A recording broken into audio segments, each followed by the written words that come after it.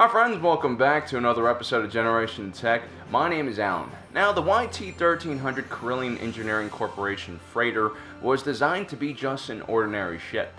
It served as an intergalactic tugboat of sorts. It was often used to tow around materials in orbital space docks. Its prong-like nose could interlock with giant containers, and its unique side cockpit design allowed the pilot to see even when the ship was latched on. One of these utilitarian ships would be heavily modified and become known as the Millennium Falcon.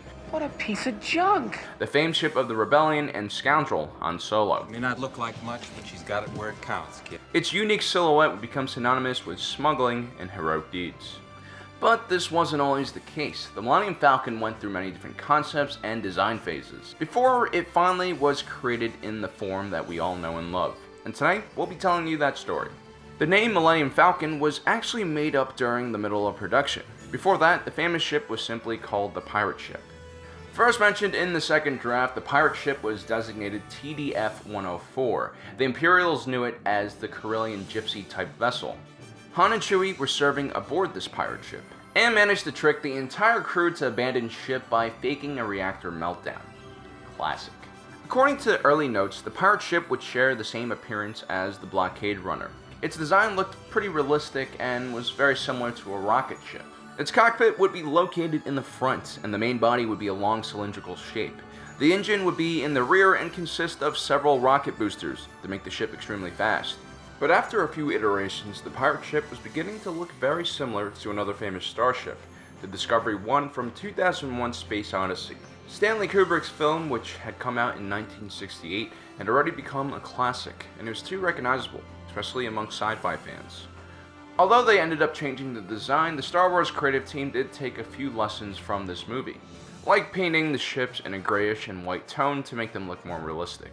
Then the creative team began bulking up the ship and making it look a lot thicker and more compact, while still keeping the huge banks of engines in the rear. This version would be finalized and made into a model. But as the concept reached completion, the ship was beginning to look very similar to another famous starship at the time, the Eagle transport from sci-fi TV show Space 1999. George Lucas wasn't really happy about that. So once again, the creative team had to start all over again. But this time, people were pretty upset. They had spent a considerable amount of time and resources building this design. The entire process had cost them $25,000, which was almost a third of the model budget for the entire film. Nonetheless, the team began looking around for more inspiration, while Lucas began toying with the idea of a saucer-shaped ship. It's rumored that Lucas originally got the idea for the Millennium Falcon by looking at a hamburger that he had taken a bite out of.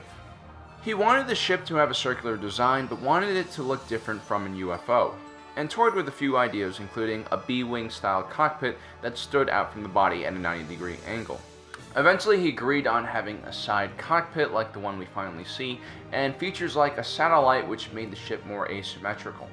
And that's when we began seeing the final version of the Millennium Falcon in the concept art by Ralph McQuarrie. The Millennium Falcon design inspired many other starship designs, from the Old Republic era Ebon Hawk and Exos Stocklight Freighter to Dash Render's Outrider.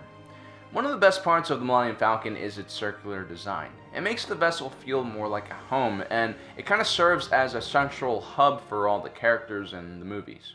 Lucas had made a big gamble by canceling the first few designs because they didn't look original enough. The film had a very limited budget, and much of it needed to be saved for the grueling special effects that were to come. But in the end, the decision paid off. His hamburger ship ended up being more famous than the Discovery 1 and the Eagle transports. When you look at both the Discovery 1 and the Eagle transport, they almost look too realistic. They look like ships that were designed to be built in orbit by an early spacefaring race, which is kind of what both of their stories needed. And because of that, these ships looked very functional and not that appealing to the eye. While they were believable, they just lacked the flair and uniqueness of the Millennium Falcon. The pirate ship ended up costing so much that it was eventually recycled and given a new cockpit and a few other changes and turned into the CR-90 Corvette, which also played an important role of its own.